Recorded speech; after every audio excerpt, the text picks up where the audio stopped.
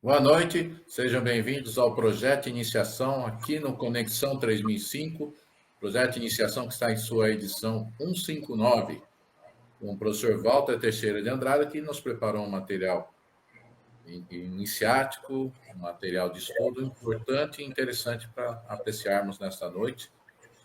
E já aproveito e peço para vocês se inscreverem no Conexão 3005, dê o seu like, comente, faça perguntas, que estamos à disposição. Gilberto Catira, com você. Boa noite a todos, estamos ao vivo, sejam bem-vindos. Hoje o programa de 159, projeto de iniciação, muita coisa bacana aí com o professor Walter. Então vamos nessa. Boa noite, Eduardo, boa noite a todos e boa noite, professor, bem-vindo. Boa noite, meu irmão. Boa noite, meu irmão Gilberto Catira, meu irmão Eduardo Nunes. E estamos aí. Boa noite a todos os irmãos que estão presentes, né? Sejam bem-vindos. Estamos aí para mais uma do projeto de iniciação, para falarmos sobre coisas importantíssimas a respeito da ciência iniciática das idades, né? Devemos dizer que esse encontro segue o caminho, como falamos, né, básico do conhecimento iniciado das idades. A base, são duas bases fundamentais. A doutrina, os ensinamentos de Helena Blavatsky, através da teosofia, né, e os ensinamentos do nosso querido professor Henrique José de Souza, fundador da Sociedade Brasileira de Eubiose. E nós abordamos também, na sequência de todos os programas, quando necessário, né, os ensinamentos dos grandes instrutores da humanidade que vieram a nós através dos tempos e de todas as civilizações, né? O objetivo é a síntese do conhecimento, a fim de propiciar aos pretendentes ao caminho da iniciação informações e valores importantes, né, para essa finalidade, né? Isso é muito importante, então. Aqui, ajustar aqui. Deixa eu ajustar aqui, tá bom? Muito bem. Essa finalidade. Então, outra finalidade do encontro é propiciar a reflexão a respeito do momento evolutivo que a humanidade está vivenciando neste início do século XXI, início da era de Aquários. Isso é muito importante, essa questão. Sempre lembrando que, conforme o ensinamento do nosso mestre, o professor Henrique José de Souza, o Brasil é o berço da nova civilização, justamente liderando esse processo de transformação da humanidade, né, rumo a uma nova civilização. Devemos dizer o seguinte, que as pessoas podem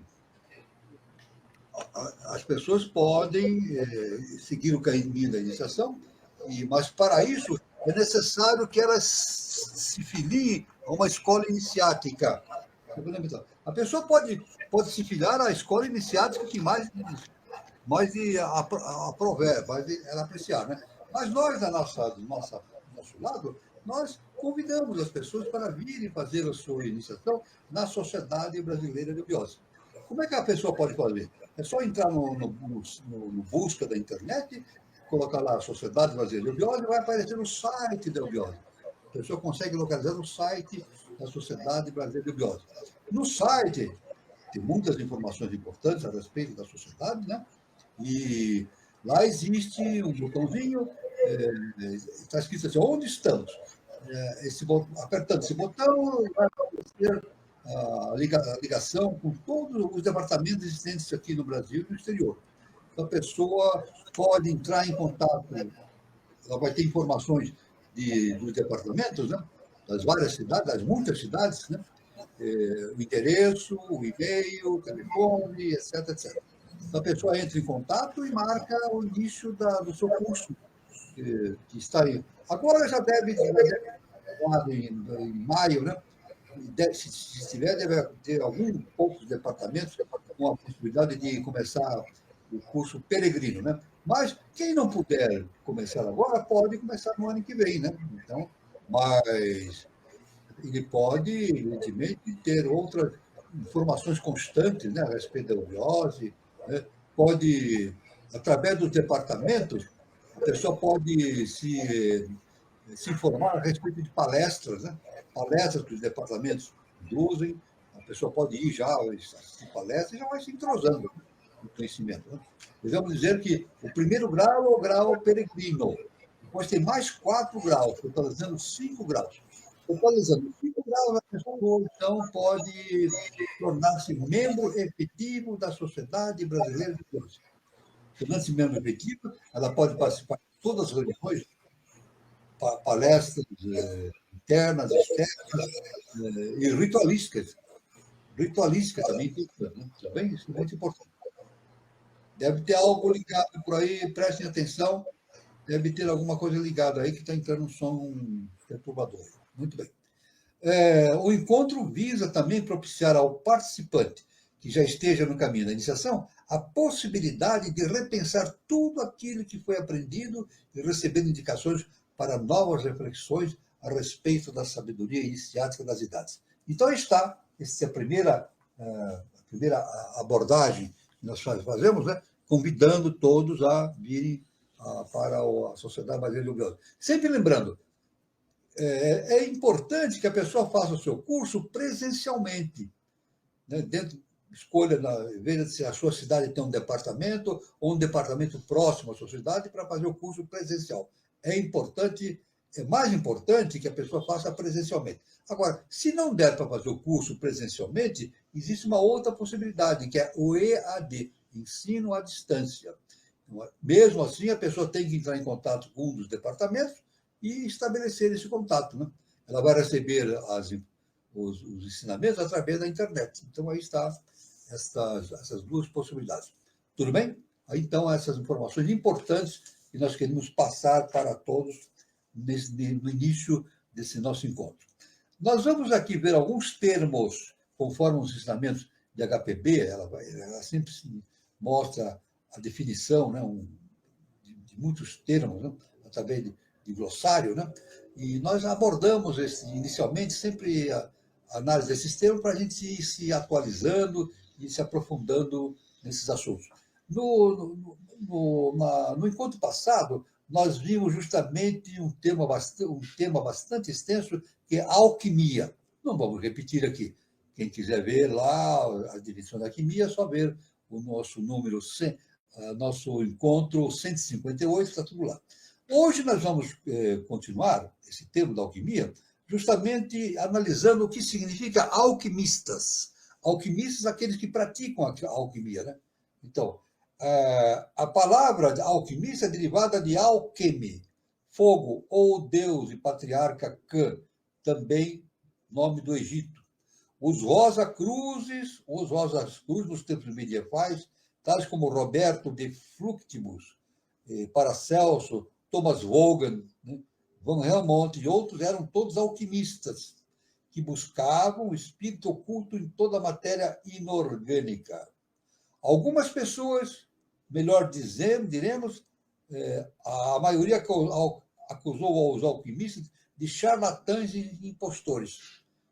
Eles tinham essa acusação, que eram charlatãs, impostores, mentiam, né? Enganavam as pessoas. Isso, principalmente na Idade Média, isso era muito comum. Né? Com toda certeza, homens como Roger Bacon, Agripa, Conrad e o árabe Geber, o primeiro a introduzir na Europa alguns dos segredos da química, dificilmente podem ser qualificados de impostores. Não se pode chamar esses seres de impostores, foram grandes gênios da humanidade, né? E muito menos de loucos, né? Os modernos atomistas, discípulos da teoria de John Dalton, esquecem que esse se baseou nas doutrinas de Demócrito de Abdera, e que esse era alquimista. Demócrito era alquimista, olha só que interessante. Né? É claro que uma inteligência capaz de penetrar tão profundamente nas secretas operações da natureza numa determinada direção, devia ter tido boas razões para estudar e chegar a ser um filósofo hermético. Borriquio, um estudioso a esse respeito, diz que a pátria da alquimia deve ser procurada em tempos mais remotos. Isso é indicado em Isis sem Véu. O livro Isis sem Véu nos indica essa questão. Né? Um outro termo agora que a HPB aborda também nos seus estudos a respeito desses nomes todos, né, que compõem a ciência iniciática, né, é justamente a palavra alucinações. A gente sempre lê essa palavra, né, em vários lugares, alucinações. o que é isso realmente, né?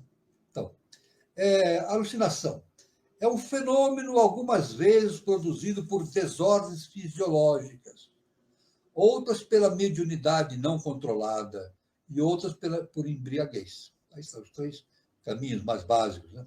Porém, é preciso procurar a causa das visões em algo mais profundo. Todas as visões, especialmente quando causadas pela mediunidade, são precedidas por um relaxamento do sistema nervoso, que invariavelmente origina um estado magnético anômalo, atraindo para o paciente ondas da luz astral. É esta que produz as diversas alucinações, a luz astral, que nem sempre constituem sonhos vãos e ilusórios, como pretendem os médicos. Ninguém pode ver o que não existe. Isso é o que não está impresso nas ondas astrais. Contudo, o vidente pode perceber objetos e cenas passadas, presentes ou futuras, que não têm a menor relação consigo. E, além disso, não perceber ao mesmo tempo várias coisas inteiramente não relacionadas entre si, produzindo dessa forma as combinações mais grotescas e absurdas. O bêbado e o vidente, o médium e o adepto veem suas respectivas visões na luz astral, cada um dentro do seu projeto, do seu estado fisiológico e consciencial, né? Porém, assim como o bêbado, o louco e o médium não desenvolvido, ou então aquele que tem uma febre cerebral, veem porque não pode evitar e evocam suas visões de modo inconsciente, sendo incapaz de dominá-las, o adepto e o vidente treinado escolhem e dominam essas visões. Sabem onde fixar o olhar, como dar firmeza às cenas que querem observar e ver além dos envoltórios superiores e exteriores da luz astral. Então, essas formas de visão, né, normalmente, muitas pessoas têm, de forma até não controlada, né? As pessoas têm visões, isso acontece, a gente encontra várias pessoas com esse fenômeno que caracteriza suas vidas, né? Mas quando o indivíduo se torna um adepto, né, um iniciado, ele tem o quê? O controle sobre isso tudo, né? Então ele vê aquilo que ele quer ver, entra em contato com aquilo que ele deseja entrar em contato, porque o seu plano vibracional já está bem desenvolvido, né? Para os primeiros, os adeptos, tais visões, além dos envoltórios superiores e exteriores da luz astral, para os primeiros, tais visões nas ondas são alucinações, né? Para muita gente não desenvolvida, essas visões são alucinações. Mas para aqueles que são desenvolvidos, para os últimos, são a reprodução fiel do que aconteceu, acontece e acontecerá. Os vislumbres percebidos ao acaso pelo médium, bem como suas vagas visões naquela luz enganosa, transformam-se sob a vontade do adepto e do vidente em cenas fixas. Representação fiel daquilo que desejas se apresente dentro do foco da sua percepção. É por isso que a HPB e o professor Henrique de Souza, né, eles nos ensinam que a mediunidade é um fato. A pessoa nasce com essa. Tem certas pessoas que surgem com essa percepção, que a gente chama de mediunidade, né? Essa ligação com os planos astral, mental, etc. Mas só que isso aí a pessoa deve ter muito cuidado, né? Não deixar desenvolver em si uma mediunidade descontrolada. E isso que a HPB e o nosso mestre afirmam de maneira bastante clara, né? É prejudicial para o indivíduo desenvolver uma mediunidade não controlada. A mediunidade não é nada de ruim em si, né? Não é nada de ruim. Tanto aí o Chico Xavier era um médium, né? Um trabalho maravilhoso durante anos e anos, livros, eu já li tantos livros, né? Tem uma série de 16 livros, né? Que ele foi veículo de André Luiz. Eu li os 16 livros e outros tantos livros também, né? São livros maravilhosos. Mas é uma mediunidade controlada, né? Aliás, no próprio Espiritismo, o próprio Chico Xavier contou, né? Que quando ele se encontrou pela primeira vez com o seu instrutor, é isso? O seu primeiro instrutor superior, André Luiz foi advertido que foi anunciado a ele que ele teria que fazer um trabalho importante, E o seu instrutor disse para ele que ele teria que fazer 3 coisas importantes, né? Que é justamente manter-se em ordem no seu comportamento, né? Manter sempre o seu comportamento em ordem. São 3 pedidos que ele fez, né? Manter sempre o comportamento em ordem para que não tivesse problemas no seu trabalho, né? Então, isso aí, ele dá um nome específico agora, que agora estou esquecendo nesse momento. Nesse exato momento, eu estou. Lembrei agora. O mentor dele disse que, o Chico Xavier, olha, tem 3 coisas que você tem que fazer permanentemente para manter um trabalho de mediúnico de alta qualidade. Primeiro, disciplina. Segundo, disciplina. Terceiro, disciplina. Quer dizer, disciplina espiritual, mental, para não justamente desviar-se do caminho de uma boa vivência como instrumento, né, veículo de consciência superior. Agora, quando a pessoa não vê isso, então ela entra no caminho, justamente no tema que é abordado aqui, as alucinações. Se a pessoa não... Aí ela fica... Se o padrão vibratório dela não for adequado, ela tem alucinações e fica submetida à ação de seres das trevas, né? Seres sem luz, né? Então, isso é muito importante a pessoa tomar cuidado com isso, né? Principalmente aquelas que têm uma tendência natural de desenvolver a mediunidade. Tudo bem? Isso é muito importante, então, essa questão, né? Um outro termo também muito importante aqui, que nós vamos ver, é justamente a palavra amém. Olha, amém. Quem não conhece essa palavra, amém? Mas todos, o cristianismo sabe, amém, né?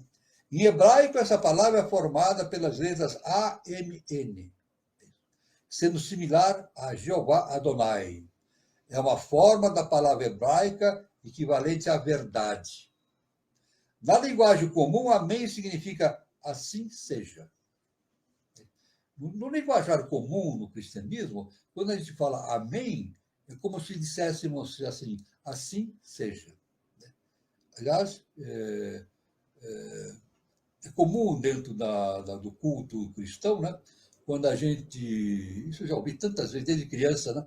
Quando alguém deseja algo de bom aconteça, a pessoa fala assim, que os anjos digam amém. Né? Isso é muito comum as pessoas falarem, né? Eu quero que aconteça isso, né? Que os anjos digam amém. Né? Isso tudo, ou seja, que assim seja, né?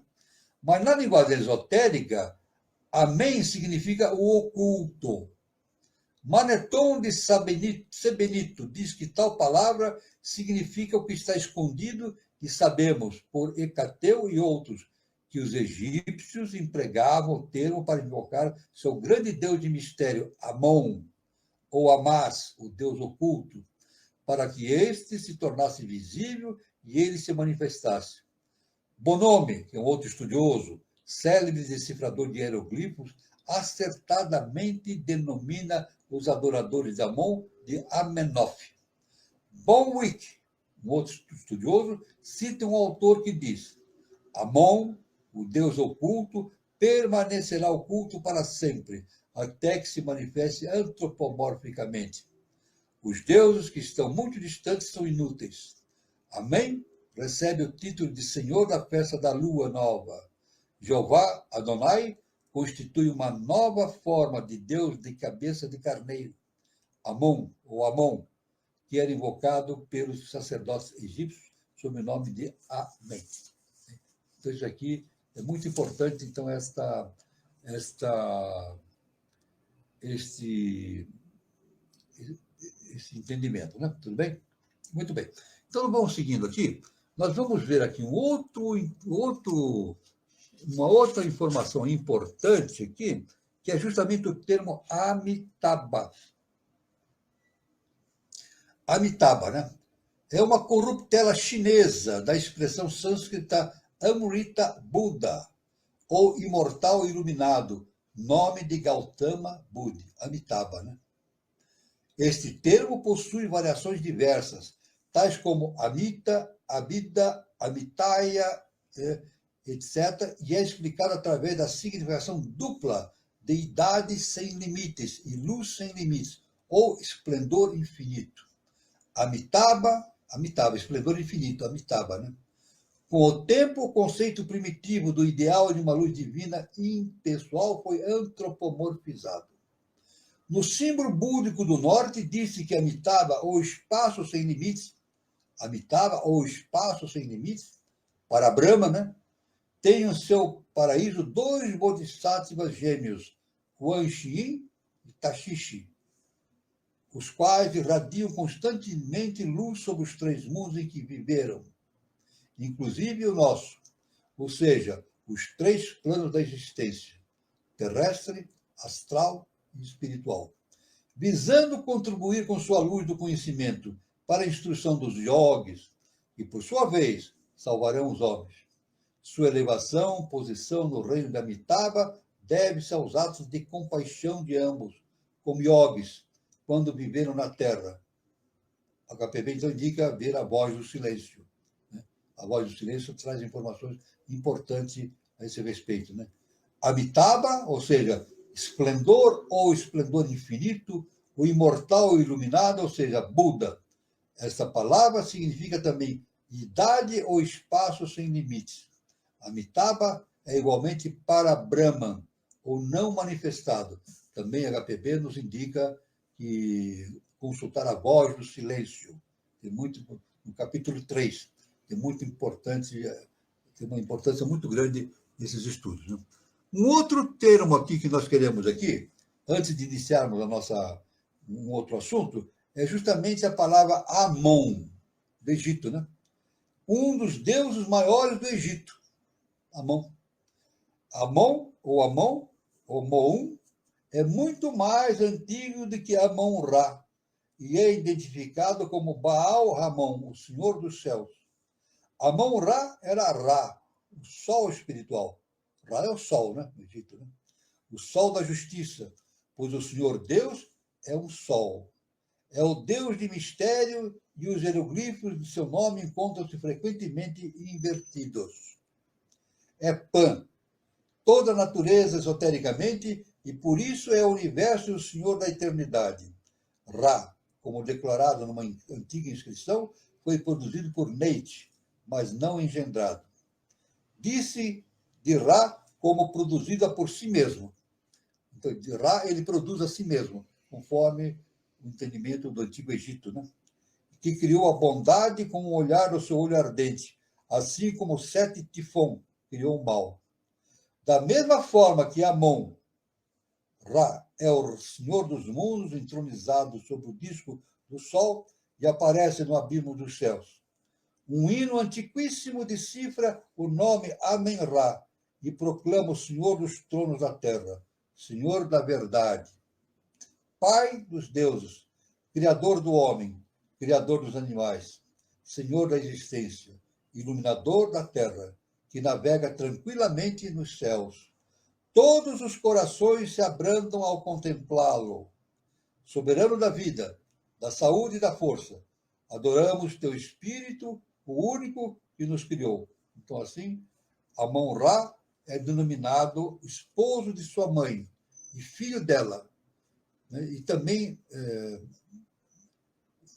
os judeus sacrificavam cordeiros ao Deus com cabeça de carneiro. E o cordeiro da teologia cristã é uma reminiscência disfarçada do carneiro. Então, está algumas informações a respeito desses termos todos, né? Muito importante, lá do Antigo Egito. Né? Muito bem. Falando em Egito, agora nós vamos começar a desenvolver, justamente, vamos abordar um assunto muito importante a respeito da ritualística que ocorria no Egito Antigo, né?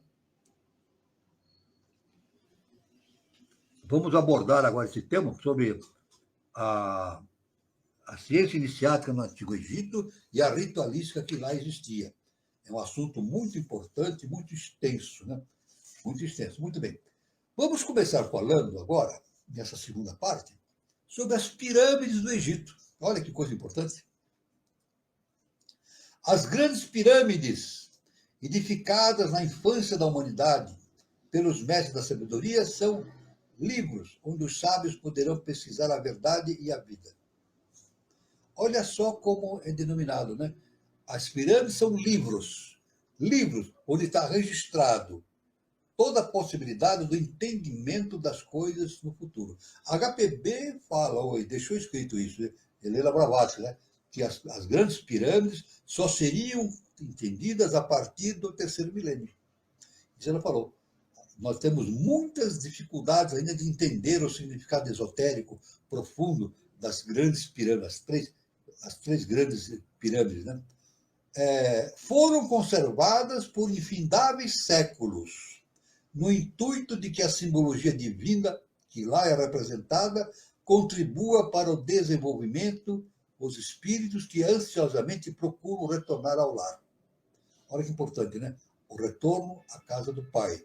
Então, as pirâmides têm essa função, justamente propiciar o desenvolvimento espiritual da humanidade. Não entendemos isso com profundidade hoje, mas, segundo a KPB, começaremos a entender no decorrer do terceiro milênio, né? As torres das igrejas que surgiram mais tarde imitam a forma piramidal. Olha que coisa interessante. As torres das igrejas no catolicismo que surgiram mais tarde imitam a forma piramidal, que se assemelha a um dedo, apontando para o alto como uma constante advertência ao candidato que deseja a eterna salvação. Mas para tal, é necessário haver perseverança na conservação de um estado de consciência já conquistado. Então, tudo é estado de consciência. É necessário, então, nós vamos entender muito das pirâmides. O nosso mestre, o professor Henrique de Souza, falou muitas coisas nas revelações, tem muitas revelações que ele fala a respeito das pirâmides, né? Da Câmara do Rei, da disposição e tudo, né? Ele fala muita coisa importante, aí não seria possível a gente abordar isso, mas nas cartas de revelação do nosso mestre, o professor Henrique de Souza, ele fala muito, em muitos instantes, ele fala sobre esses assuntos, das pirâmides, da constituição, da disposição das coisas, por diante. As primeiras pirâmides foram erguidas através do fenômeno de levitação, pela ação dos mestres da sabedoria. Eu vou dizer, até hoje a engenharia desconhece como as pirâmides foram construídas.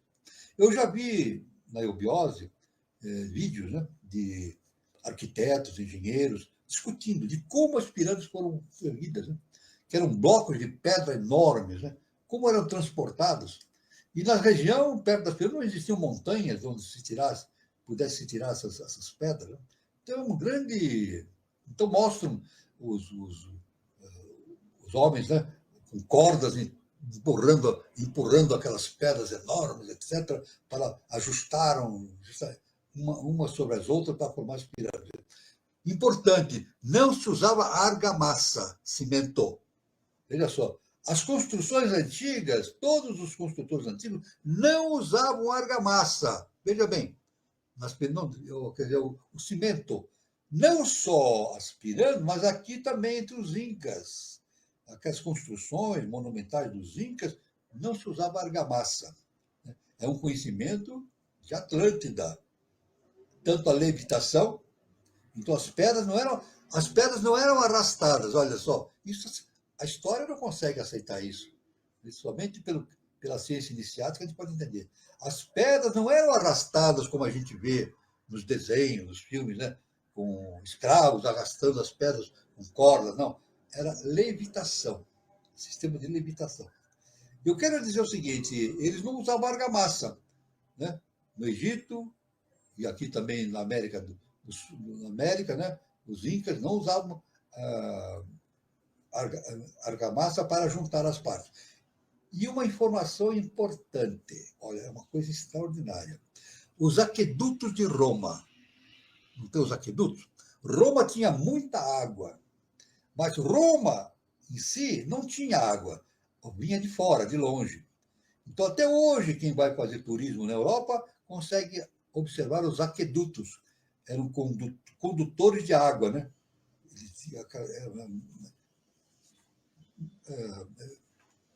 Erguiam aqueles condutores com colunas, etc., né? E ali corria água e chegava em Roma. E Roma tinha água em abundância, né? Tanto tinha lá os banhos, né? Banhos para toda a população, banhos públicos, né? Existiam banhos públicos em Roma, né? A pessoa ia lá, uma quantidade enorme de água, mas era uma água que vinha de longe. Mas o que eu quero dizer é o seguinte: existe algo importante. Essa construção dos aquedutos não usava também argamassa. Olha só, isso é uma coisa impressionante, né? Esses aquedutos, que até hoje estão lá de pé, os turistas podem ver, não tem argamassa, as pedras são encaixadas.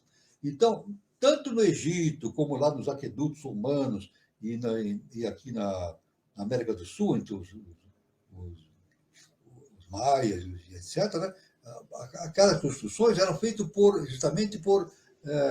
as pedras eram encaixadas umas nas outras e ficavam ali, como se estivessem presas por argamassa, mas não tinha argamassa nenhuma, né? Isso é muito importante, essa coisa importante, né? Em sua construção, essas pirâmides, não foi empregado qualquer esforço físico. Isso é coisa da ciência iniciada das idades. Não foi usado esforço físico para construir as pirâmides. As pedras foram simplesmente retiradas das rochas, transportadas e erguidas por meio de levitação. Levitação, justamente técnica Atlante, porque isso, as grandes pirâmides, eu estou dizendo as grandes pirâmides, né? As 3 grandes pirâmides foram construídas por seres que vinham de Atlântida. Tanto que as outras pirâmides, as outras construções, são de qualidade inferior da pirâmide. As 3 pirâmides, né, mais antigas, né, foram construídas há muitos anos. E todas as outras construções são cópias dessas pirâmides. Então, as pirâmides, as pedras eram trazidas através de processo de levitação. As pirâmides que mais tarde foram construídas pelos faraós do Egito constituem imitações daquelas primitivas e majestosas edificações, né? Então, as outras pirâmides que foram construídas depois eram imitações, então, de técnica inferior. Com certeza, aí não usavam mais levitação, não há informação, mas com certeza não. Essas últimas, depois das grandes pirâmides, foram erguidas com o sangue de milhares de escravos, obrigados, por determinação de seus senhores, a transportar pedras enormes e pesadas e sobrepô-las umas nas outras. Tais construções permanecem na história como um testemunho da perversidade do eu humano, que, pelo seu desejo de supremacia, age sobre os menos privilegiados. Demonstrava a sua satisfação e vaidade, através daqueles monumentos que simbolizavam o poder temporal que possuía, né, dos seres. Então, não era, evidentemente, ali uma expressão da divindade. As 3 grandes pirâmides, né, eram realmente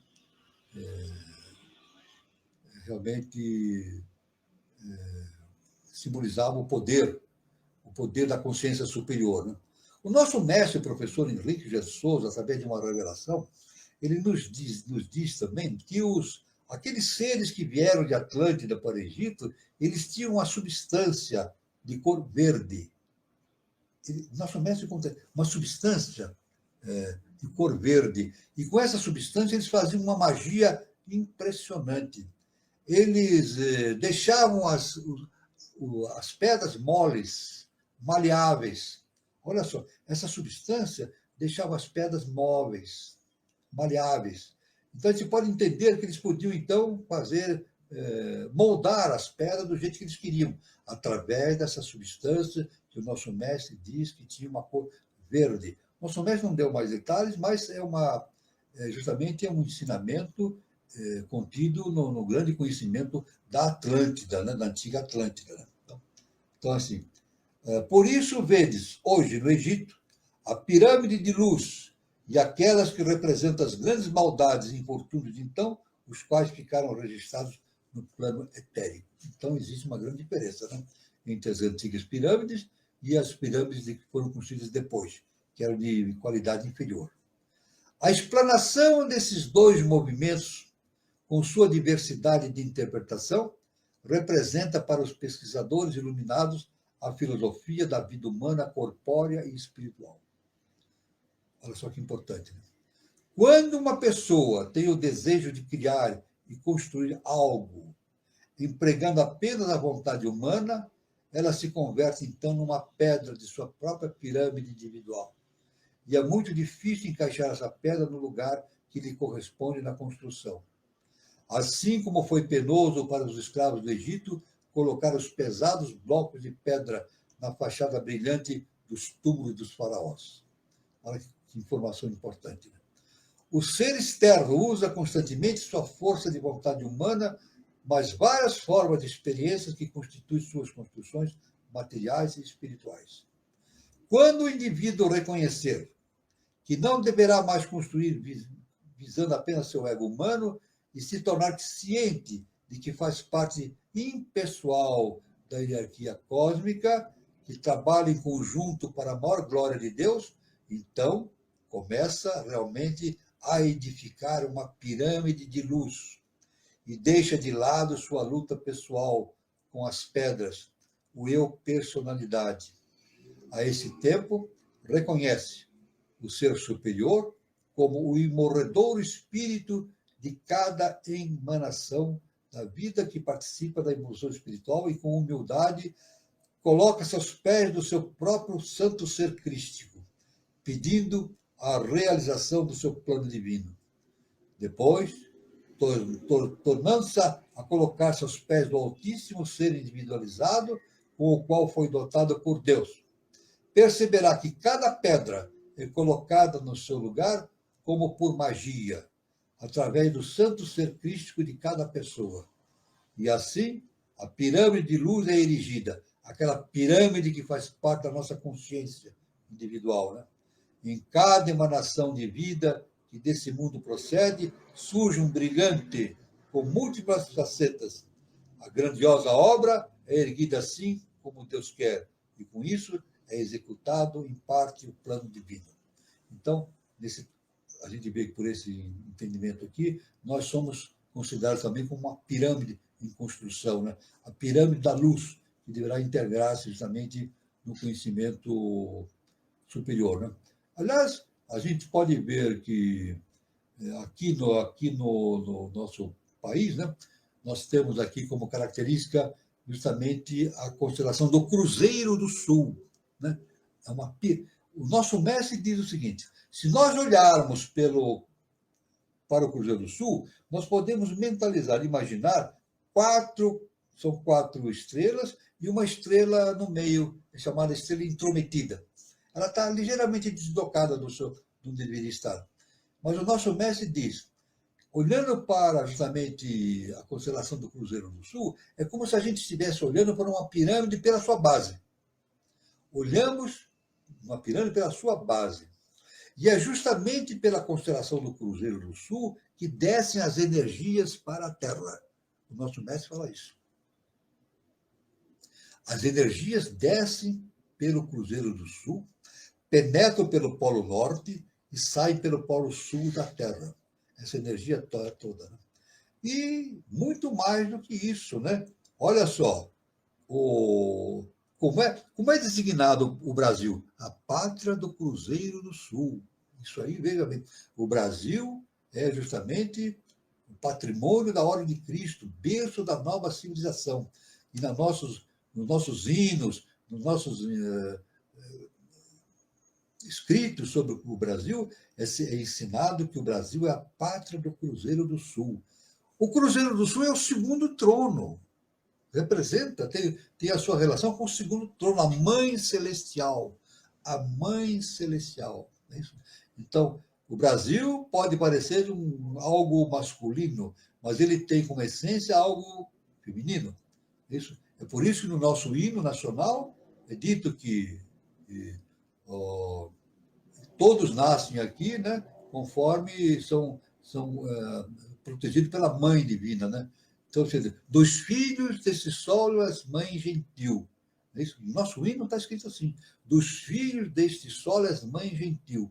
Então, é a Mãe Celestial. Mãe Celestial representada pelo Cruzeiro do Sul, essa pirâmide, a pirâmide. É isso que nós olhamos de baixo para cima e de onde vem toda a energia. É um foco de energia para o nosso planeta. Né? A fonte. Se pudesses ver a nascente do rio Ganges, Hudson ou dos caudalosos rios Mississippi, Amazonas, Nilo e muitos outros, ireis observar que a fonte de onde se origina a água não é maior do que o punho da mão humana. Esses grandes rios que existem em todos os continentes, como é que isso é? É um riachinho, é um fiozinho d'água. Isso. O rio Amazonas, Mississippi, Nilo. Onde é que nasce o rio? É um fiozinho d'água, né? E depois vai aumentando, tem os seus afluentes, e vai aumentando e torna-se um grande rio. Né? Então, no entanto, a insignificante poça d'água, que cada mais se avoluma em quantidade e pressão, e acaba transformando-se num gigantesco rio, tão precioso para a indústria e a agricultura, a par da beleza que acrescenta às paisagens. Olha só que interessante. Então, todo rio caudaloso, enorme, o início dele é um fiozinho de água que vem e vai se avolumando à medida que avança no solo. Né? Saber, sentir e conscientizar-se da fonte divina dentro de si mesmo é o objetivo de toda meditação, contemplação e esforço espiritual. Essa noção que a gente tem do início do rio, né, de uma fonte original, nos dá essa comparação relativa, né, justamente da fonte divina dentro de nós. A fonte divina dentro de nós e vai se avolumando e produzindo conhecimentos enormes para o nosso desenvolvimento espiritual. Assim como o caudaloso rio é artificialmente represado para gerar eletricidade, e essa força sob a direção inteligente do homem é usada em eletrificações, irrigações, etc., assim também flui a energia divina do caudal principal, através do homem iluminado, para enriquecer toda a sua vida, abençoando-a, enquanto que no homem comum, essa mesma energia em geral escoa sem rumo. Então, na verdade, nós temos dentro de nós que é como se fosse um rio caudaloso. Né? Inicia-se de forma fundamental, né? E vai se aumentando esse volume, e é como se a gente imaginasse, então, esse volume caudaloso desse rio que dentro de nós existe, está em relação com o aumento da nossa capacidade de entendimento, através do autoconhecimento. Né? Se uma pessoa pesquisar e retornar à sua origem, através da pulsação de sua emanação de vida, a chama não suprida, sua união com Deus, ancorada em seu coração, irá reconhecer e descobrir, jubilosa e reverentemente, a fonte do seu verdadeiro saber. Então, o nosso saber vem de Deus. Por isso que Jesus afirmou, vós sois Deus. Nós não sabemos nada. Né? Por isso que Sócrates ele teve essa capacidade de entendimento, né? De afirmar, num determinado momento, né? Tudo que sei é que nada sei. Tudo que sei é que nada sei. Aliás, eu posso até contar... quando Sócrates fala tudo que sei é que nada sei, ele está afirmando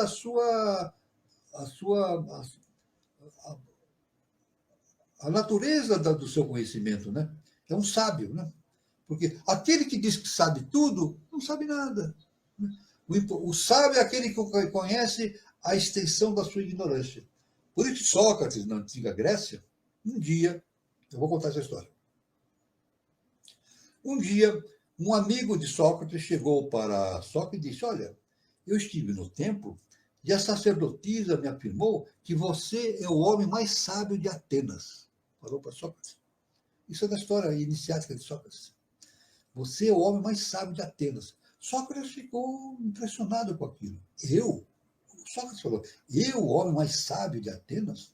Como é que pode isso? Então, Sócrates começou a pesquisar. Sabe, isso diz a história.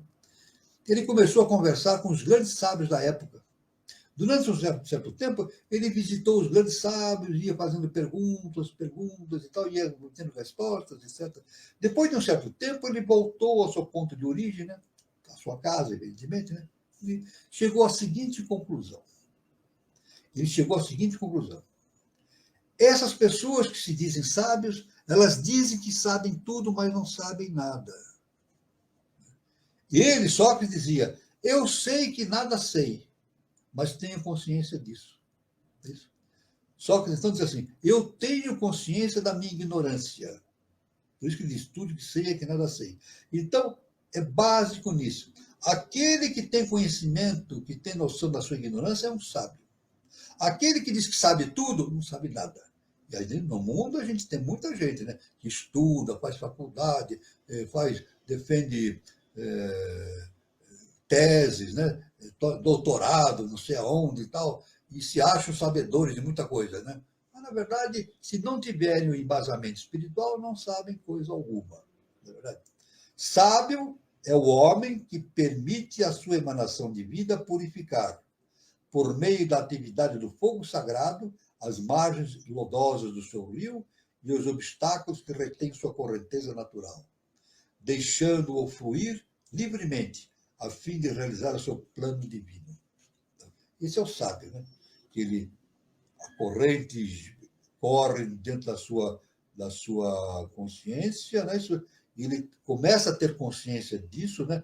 Que ele não é a origem desse conhecimento. A origem desse conhecimento é a divindade. Então, na verdade, ele percebe que ele é um veículo do conhecimento da divindade. E como veículo, então, ele percebe que dentro dele existe a natureza divina. Por isso que Jesus falou, vós sois deuses. Então, sábio é o homem que desenvolve e protege, pelo silêncio, a força de sua emanação de vida, assim como os engenheiros contêm a força das águas por meio de diques. Então, como é que o indivíduo atinge esse conhecimento superior? Através do silêncio. Por isso que a HPB tem um livro chamado A Voz do Silêncio.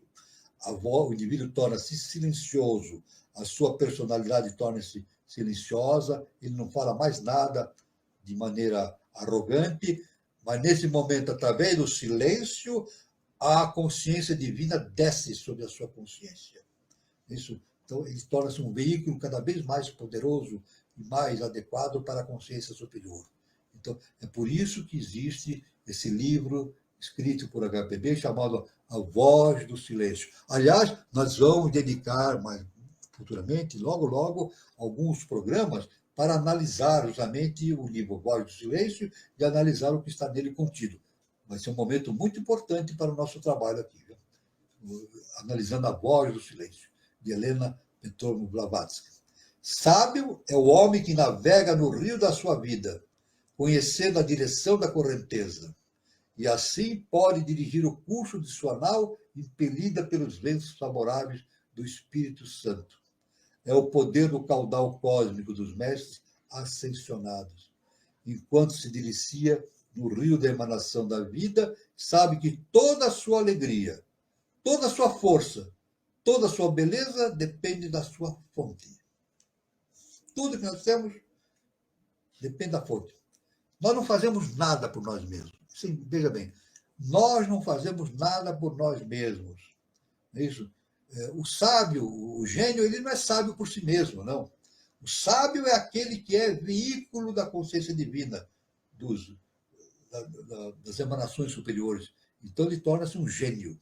Gênio é aquele que é, justamente, veículo para essa consciência divina. Nós não fazemos nada. Aliás, como o nosso mestre nos ensinou, né, que na Bíblia existe um determinado capítulo do livro da Bíblia, né, em que está escrito assim, nada existe de novo sob o sol, que é uma afirmação de Salomão. É justamente o livro Eclesiastes. O livro Eclesiastes. Existe um determinado ponto, escrito por Salomão, em que ele afirma o seguinte, nada existe de novo sob o sol. Tudo que existe aqui no planeta Terra vem de arquétipos. Nós não criamos nada, não fazemos nada. Somos apenas veículos. Nós servimos de veículo para plasmar na face da Terra esses conhecimentos divinos. Isso é muito importante, esse conhecimento. É um importante conhecimento ligado justamente ao processo do projeto de iniciação, do autoconhecimento. Isso é muito importante, né? Muitas pessoas, entretanto, não têm conhecimento dos benefícios de sua fonte. Mas aqueles que não somente conhecem, mas procuram alcançar a sua margem, sabem que as maravilhas do caudal serão bem maiores quanto menos obstáculos houver no caminho. Desde o brotar da fonte cristalina. Essas pessoas que atingem esse conhecimento superior, então, elas sabem manter livres de impurezas essas energias qualificadas com perfeição, permitindo que elas jorrem da fonte do seu ser e sigam o seu curso. Dessa maneira, a energia torrencial que flui da presença Eu Sou será sempre um estímulo e uma grande bênção para toda a humanidade. Crianças, navegai em vosso caudal. Assim falam os mestres, né? Os mestres dizem assim: crianças, navegai em vosso caudal, encontrai a fonte de vosso ser, ancorai no coração da vida de Deus, em vós ireis conhecer a liberdade. Olha só que interessante. Eu vou repetir, hein, dos mestres. Crianças, navegai em vosso caudal, encontrai a fonte de vosso ser, ancorai no coração da vida de Deus, em vós ireis conhecer a verdade. Por isso os mestres falam crianças, porque Jesus falava assim: deixe vir a mim as criancinhas, porque é dela o reino dos céus. E Jesus falou assim também: ninguém alcança o céu se não se tornar uma criança. Veja bem, isso é muito importante, tornar-se uma criança, tornar-se um ser puro, né? A criança tem essa noção da pureza, né? Da pureza sem... A criança faz as suas traquinagens, as suas coisas, mas normalmente não tem maldade, elas fazem por diversão, né? Então, isso aí... E Deus nos considera crianças, né? Crianças, né? Veja bem, Deus não pune, não castiga. Lei básica, a lei do amor e do perdão. Deus não castiga nem pune. É o nosso Pai. Para Ele, nós somos crianças em desenvolvimento. Um pai e uma mãe, quando a criança faz uma arte, uma traquinagem qualquer, ela não vai, pelo menos os pais que têm consciência da sua paternidade e da sua maternidade, não vai agredir a criança e surrar uma criança. Não, a criança faz isso porque não sabe, ela faz isso porque assiste, né? Pela sua pureza, né? Então, agora o pai e a mãe, isso a psicologia acha que é importante, o pai e a mãe podem colocar de castigo, sem bater, castigo, né? Então, existem psicólogos que dizem, né, que na casa, em todo lado, deve ter uma cadeirinha do castigo. Se a criança agiu mal, a mãe diz: não, você vai sentar na cadeira aqui e vai ficar de castigo. Não precisa bater. Não bate criança. Não adianta. Você vai ficar de castigo aqui. Aí a criança, então, vai internalizar que aquilo que ela fez não está de acordo com ela, com as suas ações, né? Então, mas o castigo, quer dizer, é um ponto de referência para que a criança reflita, né?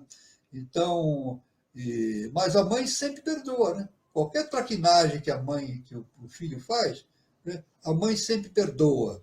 E o pai sempre perdoa também, porque é uma criança. E assim também a nossa relação com Deus é assim. Nós, diante de Deus, somos crianças, né? Crianças ainda imaturas.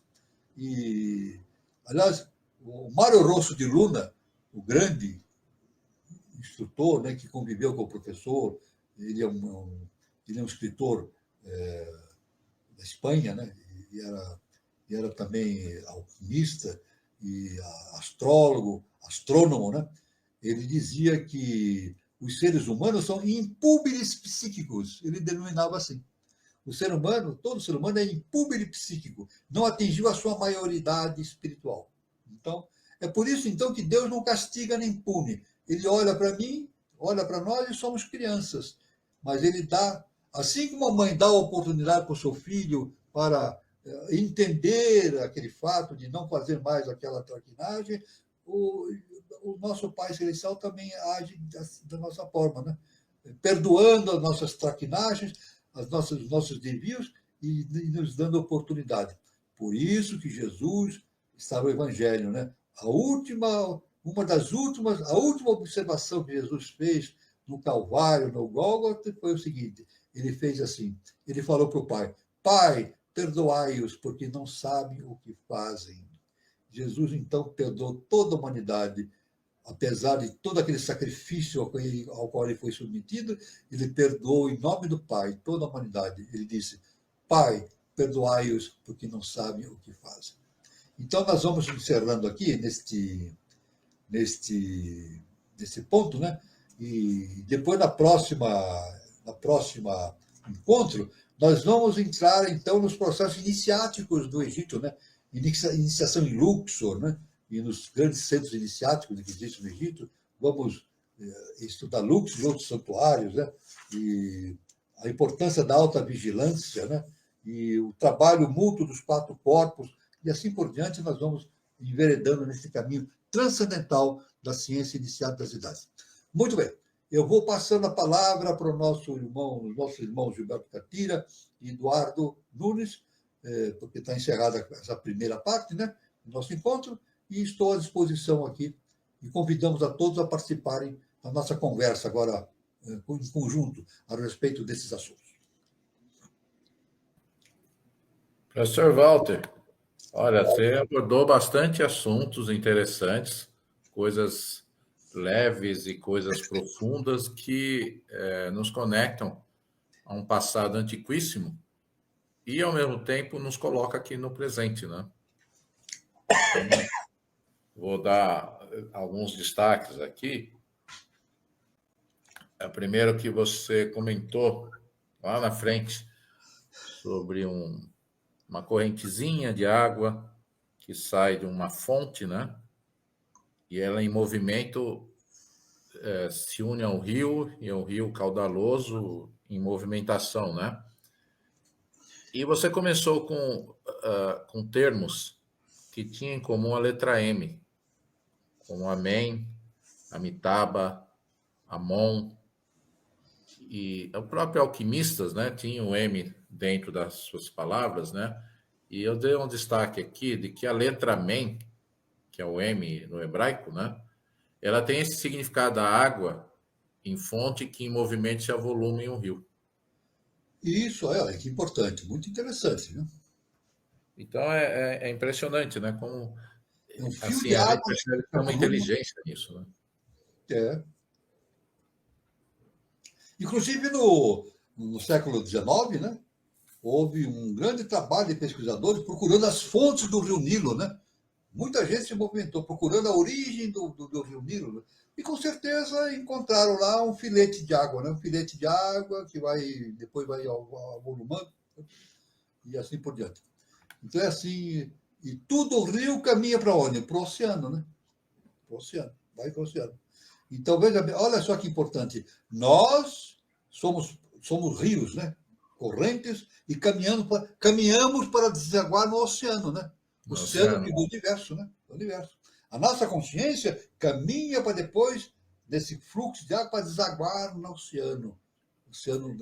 E esse oceano poderia ser se esse oceano não ter praias, a gente pode associar ao Amitabha, né? Isso, exatamente.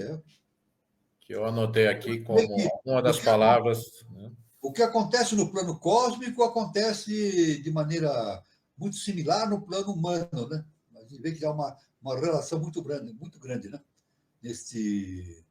Nessa comparação que a gente faz, né? Sim, sem dúvida. O espaço sem limites, né? Um esplendor infinito. Espaço com limites e assim por diante.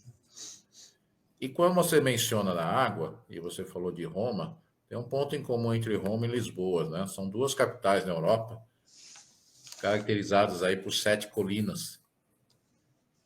Exatamente. E em ambas cidades, os aquedutos marcam a paisagem.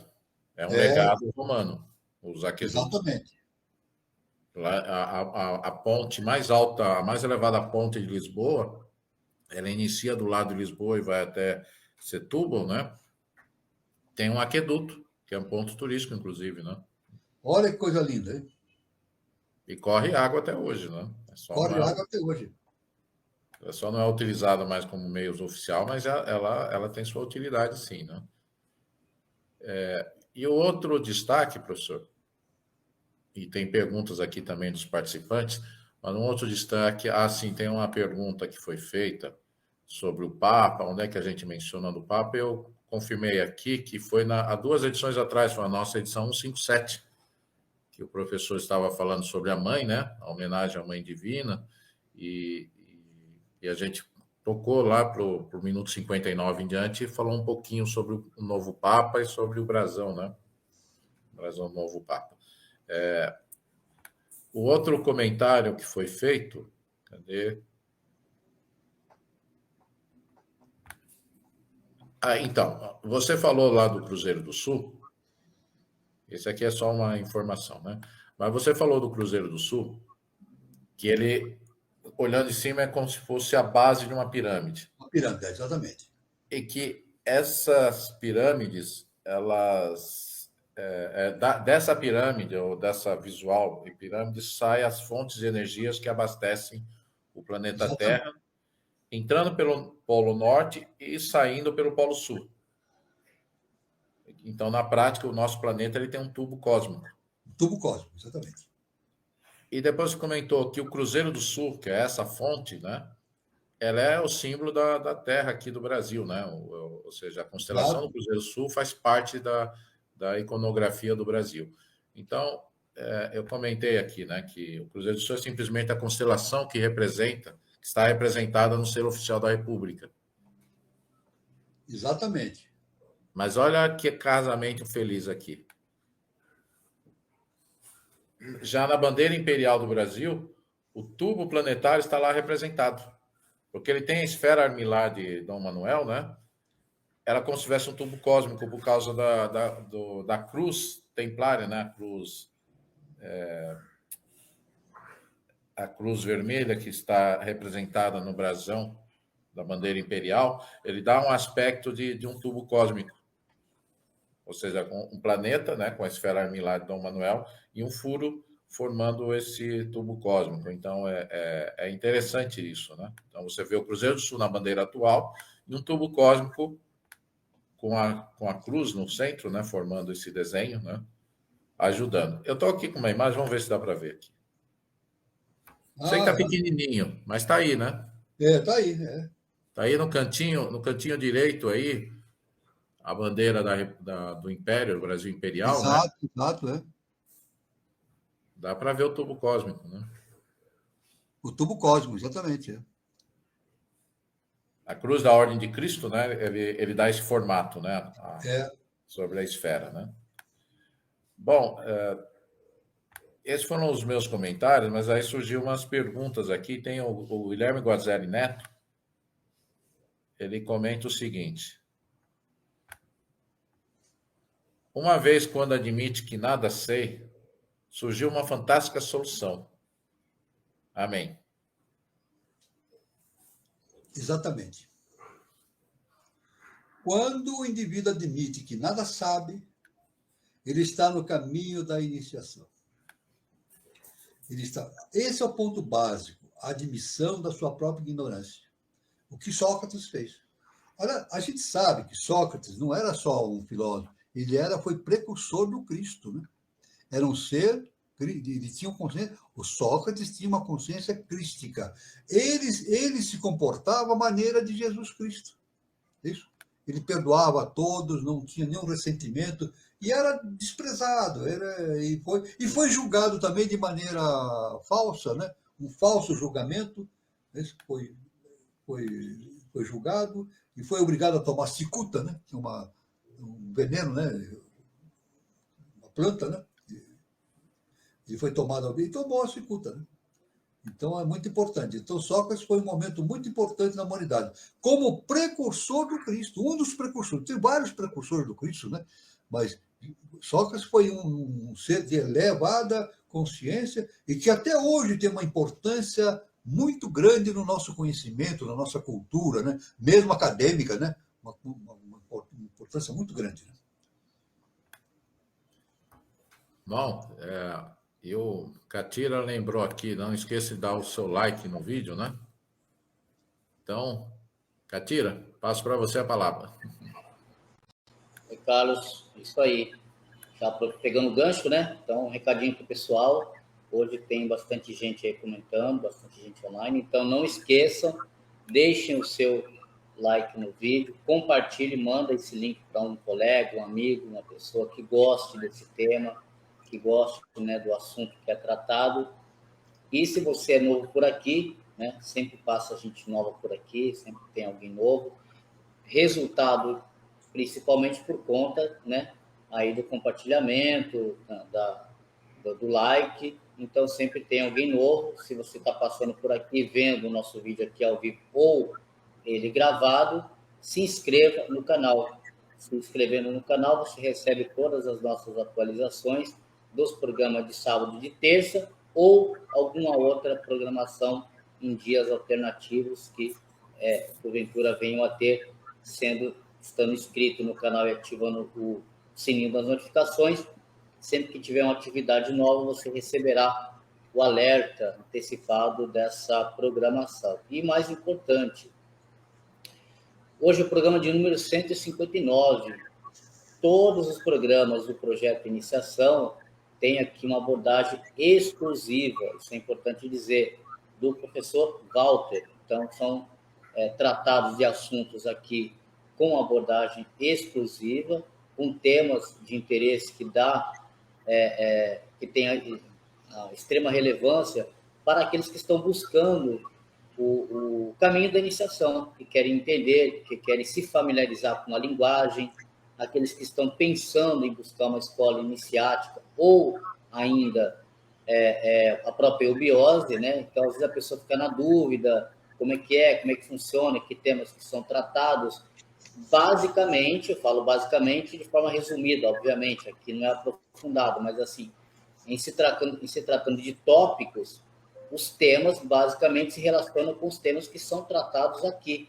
Obviamente que aqui de uma maneira mais superficial, porque não há espaço nem local para essa abordagem, mas dentro dos temas, né, em se tratando de tópicos, para aqueles que estão bem iniciando, não conhecem, querem só ter uma ideia, olha, tem muita informação, tem muito material, tem 159 programas aqui no nosso canal, que você pode checar, verificar, tem listas de temas específicos aí, né, que foram aqui criadas e abordados todas pelo professor Walter, então tem muita coisa, vale muito a pena, tem muito material. Então fica aí a dica.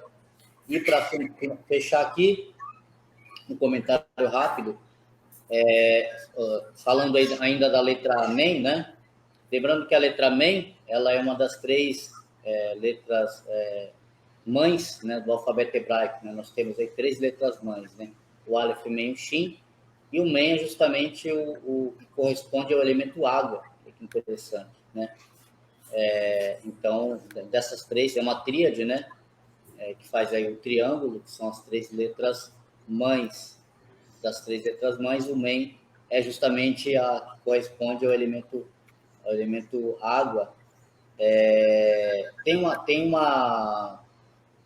Tem alguns arcanos do tarô, uns arcanos mais assim antigos, que que eu não tenho aqui, mas eu posso depois até mostrar alguma carta que tem tem uma imagem de uma criança no arcano 13, que o arcano 13 ele é representado pela letra Men, né? E algumas cartas do tarô tem uma criança no arcano 13, olha que interessante, né? Fazendo essa correspondência, essa relação diretamente com a mãe. Então, achei interessante essa abordagem que foi feita aí, só para acrescentar. E para finalizar, professor, o senhor falou dessa arquitetura, né, que tem no mundo, antiga, de outras épocas. E o interessante é que todas as obras arquitetônicas que nós temos no mundo, desde as pirâmides, aí tantas obras que tem ao redor do mundo, comparado ao momento atual, é inimaginável a forma como foi feita, a maneira como aquilo se deu, tendo em vista que nem hoje em dia, né? Hoje em dia o pessoal faz aí umas pontes, né? Faz uns viadutos, passa 2, 3 anos, o negócio já cai, desaba, né? A gente vê prédio caindo, né? É um negócio tudo meio mal feito, né? E aí a gente vê umas obras assim de milhares de anos que o negócio está em pé, com uma estrutura incrível, uma base arquitetônica absurda, né, no bom sentido, que a gente não consegue imaginar, né, como que aquilo foi feito. Então, assim, de fato, essas obras, elas tiveram vamos dizer assim, um empurrão, uma ajuda, um aparato espiritual, que não, ou seja, qualquer coisa que não fomos nós, é isso. Teve um outro, foi num outro momento que estava conectado a alguma outra realidade, com algum outro instrumento. Objetivamente, assim, de forma prática, como que se deu isso? Bom, veja bem, a verdade é que esses monumentos que a gente vê na antiguidade tinham uma base iniciática, né? As pirâmides, tudo, é uma coisa impressionante, sempre tem um conteúdo iniciático. Mas, veja bem, mesmo no mundo mais moderno, isso também continuou. Eu dou um exemplo, as catedrais das igrejas católicas, né? As catedrais das igrejas católicas não foram construídas por pessoas comuns, foram construídas por monges construtores. Eu não sei, talvez a ciência iniciática não se refira a isso. Talvez a ciência acadêmica não se refira a isso, a história, né? Mas a ciência acadêmica diz que a ciência iniciática diz que as catedrais foram construídas por monges construtores, seres de hierarquia. Aqueles vitrais, os vitrais que tem nas grandes catedrais, né? Aqui no Brasil e principalmente na Europa, são vitrais que têm uma relação com o conhecimento cósmico, né? Que a gente vê, é uma coisa enorme para o conhecimento. Então, a gente vê, existe até um autor, agora me escapa o nome dele, mas nós podemos um dia entrar nesse entendimento. Ele fala que essas catedrais ela tem uma fase de instalação, vamos dizer, matemática, né? É matemática. E ele faz essa relação da matemática com os sons. Então, quem consegue ter a capacidade de ver e de ouvir essas conformações arquitetônicas, elas podem ouvir sons também, né? Sons específicos. Tudo isso construído por monges construtores. Agora me escapa o nome do autor, tudo é um assunto muito vasto, mas existe uma obra dele enorme, né? E nós vamos entrar em qualquer momento, nós vamos entrar nesse ponto específico, né? Agora, eu quero também fazer uma referência à nossa bandeira, né? O nosso irmão Eduardo falou da bandeira da monarquia, né? Que tem um significado importante, do tubo cósmico, etc., né? E a nossa bandeira é uma coisa impressionante, né? Não querendo ser assim egoísta, né? De dizer que a bandeira do Brasil é melhor do que todas. Não, todas as bandeiras têm o seu significado. Mas a bandeira do Brasil, ela tem uma importância no conhecimento iniciático extraordinário, né? Eu só vou citar um elemento importante, né? Os astrônomos dizem que aquelas constelações que existem na bandeira do Brasil não correspondem a uma visão que se tem da Terra para o céu. Eles falam isso, né? Os astrônomos dizem, né? Não é como se a gente estivesse olhando da Terra para o céu e aparece. A disposição das constelações são diferentes. Então, pelo conhecimento iniciático, a gente tem uma importante notificação, que, na verdade, o que está na bandeira é como se a gente estivesse observando o espaço fora da Terra. É muito difícil explicar isso, a gente precisaria ter tempo para pesquisar e identificar isso. Mas é como se a gente estivesse olhando o espaço e as constelações fora da Terra. Olha que coisa importante. Mas a bandeira toda do Brasil tem um significado iniciático. Estudando a bandeira do Brasil, a gente encontra fontes extraordinárias cósmicos ali inseridos. Não é por acaso, isso não é por acaso, né? Tudo bem.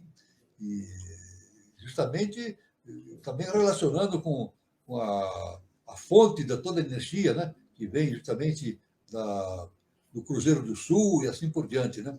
E o Brasil tem essa ligação importante com o conhecimento iniciático, né?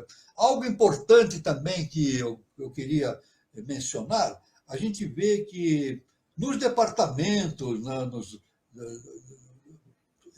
todos os departamentos públicos, né? Ou em todos os lugares, é frequente a gente ver a cruz do Cristo na parede, né? Não é frequente isso? A gente vê a cruz do Cristo na parede. Muitas pessoas que não se conformam com isso. Elas dizem assim, não, mas a organização oficial não deve seguir um ensinamento religioso, né? A ordem jurídica e organizacional do Estado não deve seguir uma orientação religiosa. Por isso que ter a cruz do Cristo lá não é adequado. O Estado não devia admitir isso. Agora, aí tem a condição. Agora, o ensino iniciático, né? Essas cruzes que a gente vê nos departamentos públicos, etc., até no Supremo Tribunal Federal, tem lá no fundo, na parede, a cruz do Cristo. Já todos percebem isso, né? Supremo Tribunal Federal, está lá pregado lá a cruz do Cristo. Isso não foi a Igreja Católica que fez isso. Eu quero dizer bem claro, não foi a Igreja Católica como religião que colocou a cruz. Não, aquilo é colocado lá pela consciência cósmica, porque o Brasil é a pátria da Avatara Maitreya e berço da nova civilização. E o Brasil é patrimônio da Ordem de Cristo. Por quê? Patrimônio da Ordem de Cristo. Então, uma relação muito grande do Brasil com essa consciência crística. É por isso que existe a cruz do Cristo, significando, não é um sentido religioso, é um sentido iniciático que se projeta nas paredes dos vários departamentos, etc. Então, tem uma conotação assim, transcendental. Por isso que a bandeira do Brasil é algo extraordinário. Eu já vi trabalhos, já li trabalhos de pessoas que estudaram a bandeira, né? E os seus múltiplos aspectos, né? É realmente uma bandeira, realmente é a bandeira que tem a maior quantidade de informações no mundo inteiro. Eu, pessoalmente, nunca vi uma bandeira de um país com tanta informação como a bandeira do Brasil. É uma coisa impressionante. As informações que tem ali de ordem cósmica, de natureza cósmica, né? Então, tanto que tem lá ordem e progresso, né? Uma faixa, ordem e progresso, que justamente foi o fundador do positivismo, e que no futuro podem estar certo. No futuro vão complementar essa afirmação. Isso é amor, ordem e progresso. Um dia vão colocar na bandeira o sentido total justamente do pensamento positivista, né? Amor, ordem e progresso. Amor de Deus. A ordem, justamente a ordem interna entre as pessoas, e o progresso como sinal do desenvolvimento geral da nação, no sentido econômico também, mas também social, né? Então, a bandeira do Brasil é algo extraordinário.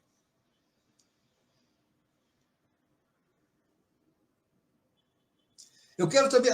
só falta uma coisa, né? Só uma coisa, olha. Eu falei sobre amém. O nosso irmão falou sobre o amém, né? Amém, na religião fala-se amém. É como se dissesse assim, que se cumpra.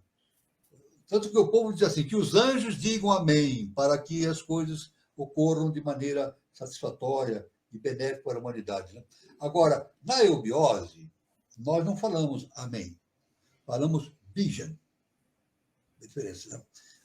A nossa informação, a nossa afirmação não é justamente amém, mas bijan. Pelo glossário teosófico da eubiose está escrito assim, bija, semente, germe.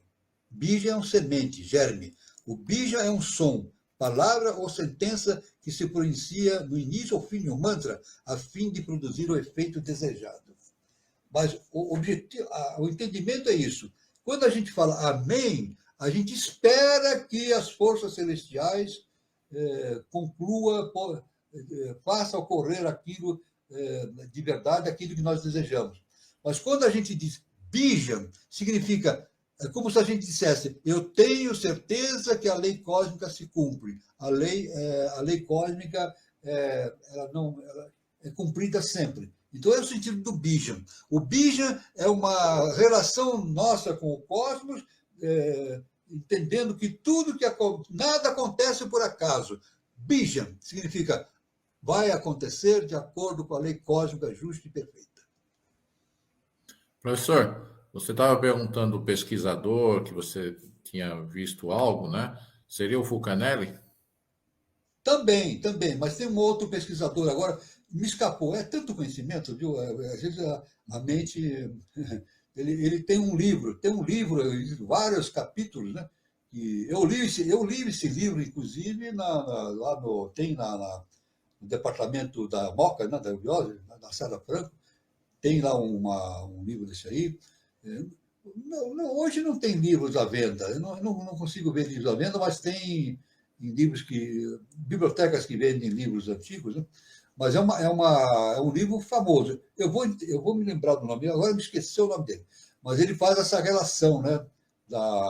Ele estuda, inclusive, aliás, ele foi o maior estudioso da ciência iniciática do século XIX. Infelizmente, vão me desculpar, mas está me escapando o nome dele. É tanto nome, né? Mas eu vou lembrar, na próxima reunião, eu vou trazer esse assunto. E eu acho que todos devem pesquisar esse estudioso, porque é fantástico. Sobre sugestão de pesquisa, professor, quando você fala do Brasil ter sido propriedade da Ordem de Cristo, né? Exato. Aí eu recomendo aqui o Tito Livio Ferreira, para estudo. Ah, certo. Fantástico. Não deixem de ler. Eu li esse livro, Tito Livio Ferreira, A Ordem de Cristo no Brasil. É um livro fantástico. Muito boa indicação. Muito boa indicação. Ele fala sobre a Ordem de Cristo, ele dá informações a esse respeito, tudo. Tito Livio é fantástico. Professor, tem 2 sugestões de temas aí para apresentação no futuro, mas ainda tem uma analogia da letra M, que o Guilherme Guazelli Neto fez aqui, né? Pergunta dele, né? O M destaque aqui, né? O amanhã teria algum significado? Aí precisaria ver qual é não sei ao que o Guazelli está se referindo, né? Eu não sei, de pronto eu não poderia. Amanhã eu não tenho como. Eu vou pesquisar, Guazelli. Eu realmente não sei responder. Mas ele fez uma observação interessante sobre a bandeira do Brasil. Sim. O mais importante, não tem a cor vermelha. Assim, não tem relação com a cor vermelha, né? Não tem relação com a cor vermelha, né? Essa é a nossa preocupação, né? Muitas bandeiras têm a cor vermelha. O vermelho, veja, é interessante, né? O vermelho justamente significa a parte material, né? Os tátivas, né? Os tátivas significa a parte material. E as cores do Brasil estão relacionadas com a parte espiritual, né? O verde, o amarelo, o azul, né? Então, isso aí é muito importante, né? E, inclusive, a bandeira do Brasil tem um círculo, né? Que na eubiose, todos que sabem, fazem parte da eubiose, eu não vou entrar em detalhes aqui, porque é uma coisa específica do ensinamento interno da eubiose, mas é o globo azul, né? Está lá, está especificado lá na bandeira do Brasil, né? O globo azul está lá, né? É o manto de Nossa Senhora Aparecida. Exatamente. Então, isso aí é o globo azul. O azul é o segundo trono, né? É o segundo trono, né? Mas professor, já que você falou da eubiose... Agora, eu quero dizer, olha, só posso fazer uma informação? A informação que eu tenho, que essa bandeira do Brasil foi idealizada pela princesa Leopoldina. Quando ela assinou, isso eu estudei, verifiquei em determinados lugares, que ela fez a independência do Brasil no dia 2 de setembro. 2 de setembro, 5 dias antes. 2 de setembro, 5 dias antes. Uma segunda-feira. Ela se reuniu com todos os ministros, inclusive estava o José Bonifácio, e ela assinou a independência do Brasil. E depois, em seguida, diz a história iniciática que ela imaginou a bandeira do Brasil que nós temos hoje. Não é essa bandeira que nós temos hoje. Uma bandeira que tinha ainda uma ligação com a ordem monárquica, né? Mas teve um importante pintor, né? Pintor da Europa, europeu, que fez essa... Agora eu me esqueci o nome dele, viu? Esse pintor que estava aqui no Brasil, que foi aquele pintor que pintou o Rio de Janeiro. É o francês. Como é o nome dele? Agora, Não é o Rugendas, não. não é É o o. outro. Meu Deus. Também me escapou o nome, mas sim, foi Esse, ele que desenhou, né, a partir é, desses comandos, né? ele veio da Europa, né? E no Rio de Janeiro ele fez quadros importantes, né? Da época, né? Ele fez uma coisa. Então ele diz a história de ser um conteúdo iniciático que ele ajudou a princesa Leopoldina a montar a bandeira do Brasil. Uma bandeira do Brasil que tinha ainda uma feição monárquica, né? Uma feição monárquica, né? Depois que foi mudada com a República, teve a configuração atual, né? Mas é um pintor. O nome do pintor, é um pintor. Eu falei que estava errado, não, tá certo, é o Jean-Baptiste Debré. Debré. Debré. Debré, Jean-Baptiste Debré. O Debré ele veio para o Brasil, né? E fez toda essa. Se não me engano, o Debré ele veio com o imperador, o pai do Dom Pedro I. Viu? Se não me engano, ele veio na caravela com o pai do Dom Pedro I. Foi sim, porque a Companhia de Artistas Franceses veio, né, com Dom João VI. Dom João VI. O Dom João VI trouxe o Debré junto com ele. Se não me engano, foi ele. Trouxe, e o Debré, na época, no Rio de Janeiro, ele começou a pintar as paisagens, né? Os animais, as aves, né? E são famosos as pinturas dele até hoje, Debré, exatamente. E foi ele que ajudou a princesa Joaquina a fazer a Leopoldina, né? A montar a bandeira do Brasil para a independência, né? Do Brasil independente. Professor, agora voltando para a eubiose. Veja bem, o Brasil independente monárquico, né? Era a bandeira. 1822. Ela tinha uma forma monárquica, né? Porque o Brasil era uma monarquia, né? Deixou de ser uma monarquia ligada a Portugal e tornou-se uma monarquia brasileira, né? Dom Pedro I, né? E a princesa, o rei Dom Pedro, né? Primeiro, e a rainha Leopoldina se tornaram, né? Então, a bandeira tem um aspecto monárquico, né? Tem a coroa, que você mostrou, né? A coroa em cima, depois tem um brasão embaixo, e esses dois ramos aqui um é o tabaco e o café. Tabaco e café. Exatamente, o tabaco e o café que eram importantes fontes de dividendos, né, para o Brasil, né? O tabaco e o café, exatamente, né? Então, essa bandeira aqui, que se diz foi imaginada pela princesa Leopoldina e o Debré ajudou ela o Debré que pintou, né? Que arrumou a bandeira. Isso é uma coisa fantástica, né? Uma coisa fantástica esse estudo do Brasil, né? Iniciático, né? A Little Hug Baby comenta sobre as catedrais, professor Walter. Por acaso se refere ao livro de Saint-Yves d'Alveidre? Isso, Saint-Yves d'Alveidre. Já está respondendo. Saint-Yves d'Alveidre. É esse o nome que eu tinha esquecido. Saint-Yves d'Alveidre. O Saint-Yves d'Alveidre, justamente. Obrigado, Little Young Baby. Little Hug Baby. Esse, como é o nome dele? Saint-Yves d'Alveidre. Ele foi um grande conhecedor da iniciação e ele tem um trabalho maravilhoso, agora que tem um nome específico, eu vou dar depois o nome específico. Ele fez estudos sobre as catedrais, ele dá uma visão da catedral sobre o aspecto iniciático, né, das colunas, e ele diz que todas as colunas, as disposições, têm letras musicais, têm sons musicais, né? Então, é como se quem tiver ouvidos pode ouvir a catedral na sua forma musical, né? Musical. Uma coisa fantástica. Maria Silvia Jacobucci, a gente já tinha entendido que era o Debré mesmo. Ela corrigiu aqui. Tá? Exatamente. Debré. Quis dizer Debré. É isso mesmo. É Debré. Nós falamos errado, é Debré, né? Debré.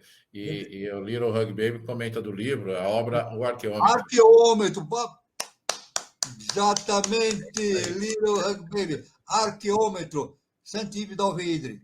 Ótimo, excelente. Aqui é um dos livros prediletos da nossa diretora do Conexão, a Dani. Ela tem aqui o arqueômetro, volta e meia, ela está estudando gosta muito desse livro. Tem muita referência boa. Eu já estudei o Arqueômetro, é um livro difícil, não é fácil, é difícil de ser entendido, mas é uma obra de mestre, iniciaticamente falando, uma coisa fantástica. Né? Arqueômetro. Né? Mas vamos para as 2 sugestões de temas aí, professor. Teologia radical. Poderiam fazer um vídeo explicando em detalhes toda a simbologia contida no brasão da SBE? Tem aí. Podemos sim. Pode ser feito, podemos fazer assim um estudo. É bem mais abrangente, inclusive, né? E a outra pedido aqui de estudo, de tema, é da Bruna Figueiredo. Aproveitando, poderiam algum dia explicar sobre o Senhor dos Umbrais ou o Senhor das Portas entre os subcorpos? Podemos. Vamos também entrar nesse assunto, viu? Eu tenho agora programado aqui estudo sobre o corpo astral. Tem muito assunto. Justamente a gente entra nesse ponto aqui. Corpo astral, etc., a Constituição, e verificando também o mundo astral, né? O que existe no mundo astral. É uma coisa impressionante, né? Olha, eu devo dizer o seguinte, olha, vamos fazer um comentário aqui. Quantos habitantes tem a Terra? 8 bilhões. 8 bilhões e 200 milhões de habitantes. Por aí, né?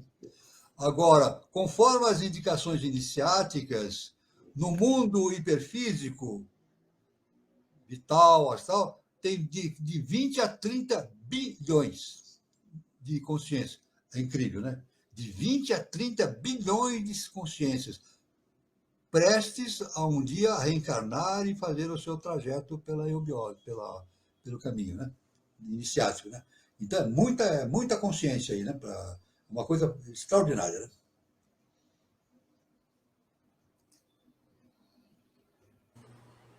Essa coisa da cor, né, professor, é interessante, ainda sobre essa questão da cor, rapidinho um comentário, porque, assim, nós somos muito conservadores, né, assim, em relação a essa coisa do verde, né, ainda tirando aqui qualquer provocação, né, em relação à coisa da cor e do vermelho que colocaram, mas, assim, a gente é muito conservador, né, essa coisa do verde, do amarelo, a gente preserva, a gente não admite. Recentemente, né, falaram ali, né, que a nossa bandeira não vai mudar de cor e tal, mas recentemente, para que acompanhe as atualidades, tivemos aí um evento, uma notícia de que faria uma camisa, eu acho que o Eduardo deve estar sabendo, o senhor deve ter visto e muita gente deve ter acompanhado aí no noticiário, uma camisa da seleção brasileira, que parece que tinha uma questão comercial envolvida, de patrocínio, se não me engano, e essa camisa ela era vermelha. Isso daí causou quase que uma terceira guerra mundial. Eles chegaram a cancelar esse lançamento. Olha que coisa curiosa, né? Porque não foi aceito. Olha como é interessante essa coisa da cor, né? O quanto que a seleção do Brasil, né, representa o nome, tem essa representatividade, e o quanto as pessoas defendem, né, a questão da cor, né? Ô, Catira, agora, falando de maneira iniciática, né, a gente tem que falar de maneira iniciática sem ideologias, né? Nós não podemos entrar em ideologia. Né? Não é porque nós somos contra a cor vermelha, porque o vermelho está presente na maioria das bandeiras do mundo, né? Na Inglaterra, nos Estados Unidos, de outros, o vermelho está sempre presente, por uma questão de história. A cor vermelha está sempre relacionada com algo importante, né? Mas no Brasil não casa, porque realmente o caminho do Brasil não era o vermelho, justamente o verde, o amarelo, o azul, né, que corresponde aos tátivas superiores, né? Porque o Brasil, o que é o Brasil? O berço da nova civilização. Então, caminhar para uma vibração superior, os tátivas superiores, segundo trono, primeiro trono. O segundo trono é azul, não é verdade? O primeiro trono é amarelo, não é verdade? Então, isso aí é uma coisa muito importante, essa coisa, né? O amarelo e o azul, se a gente reunir, dá o verde, né? Então acontece o seguinte, na verdade, o amarelo, o azul e o vermelho, ele dá a origem de todas as cores. É a base de todas. Então, o vermelho é importante porque é a base de todas as cores, né?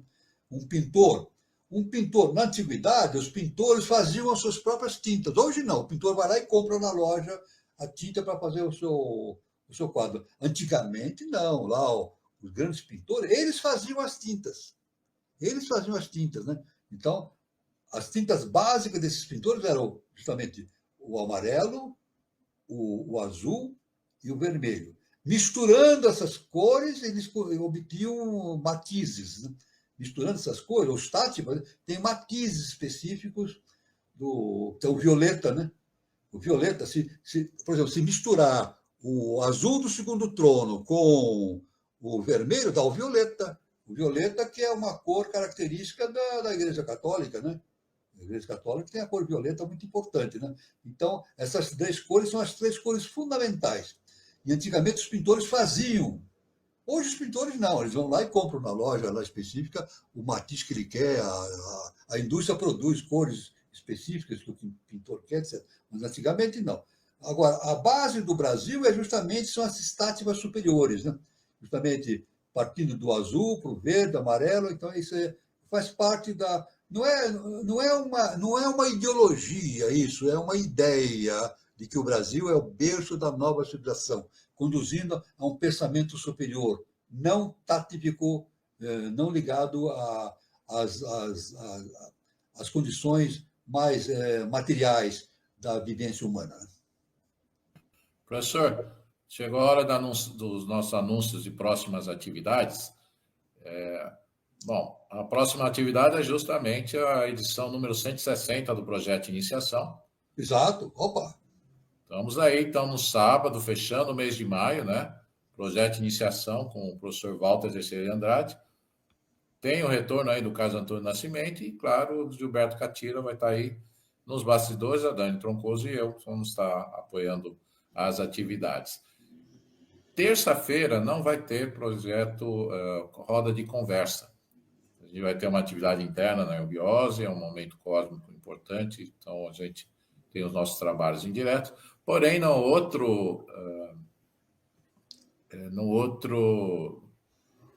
outra terça-feira, abrindo o mês de junho, né, vamos ter a biografia de Franz Anton Mesmer.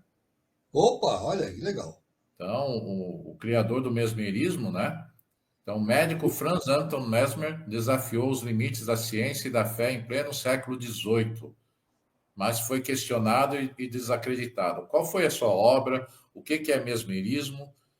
E muito mais coisas que a Emília Ramos, que pesquisou e vai trazer informações muito boas para a gente. Ela é ligada à secretária, ela é a secretária, né, do planejamento do departamento online da Sociedade Brasileira de Eubiose, e ela é aposentada com especialização, né, em recursos humanos. Então, esse é o nosso convite para o dia 3 de junho, lembrando que terça-feira não teremos atividade. Professor, tempo voou. Lembrando o seguinte, que no caminho da evolução da humanidade, a humanidade vai absorvendo esses conhecimentos da antiguidade. Né? Por exemplo, um exemplo prático que nós temos é a acupuntura. Né? A acupuntura começou há muito tempo, não, foi recentemente, há uns 50 anos por aí, né? E não era aceito pela medicina. Hoje existem médicos acupunturistas. Hoje existem médicos acupunturistas. Então, a ciência absorveu esse conhecimento e viu que tem base. A acupuntura ela funciona. É baseada em conhecimentos muito antigos, mas funciona. Né? Então, a ciência acadêmica vai acontecendo isso, vai evoluindo e vai admitindo. Aí o Mesmer entra, o mesmerismo também deve ter entrado nessa questão, né? Dos trabalhos magnéticos, etc. Né? Sim. Isso é muito importante, né? Isso é muito importante, essa questão, né? Então, a gente vai tendendo para isso, né? Por exemplo, a questão da imposição de mãos, né? Que muitas religiões utilizam, né? O próprio espiritismo tem o passe, né? O passe mediúnico, o passe magnético, né? E outras religiões, a imposição de mãos. Isso é um conhecimento muito antigo, né? O Jesus curava por imposição de mãos, ele impunha a mão e praticava as curas milagrosas, né? Isso tudo tem uma relação com o mesmerismo, com todo esse conhecimento moderno, né? Do conhecimento profundo, né? Então, parabéns a todos. Essa ideia do mesmerismo é muito interessante. Professor Walter, nosso tempo voou, né? Voou. Então, as suas considerações finais dessa live maravilhosa que foi dessa noite. Avançamos até mais do que... Ótimo. Então é isso, gente. A gente sai daqui enriquecido, né? Com o bem, o bom e o belo, né? Isso. E, professor, sua frase de fechamento, sua frase bonita aí. Posso fechar já? Sim, claro. Vamos fechar. Boa noite, professor.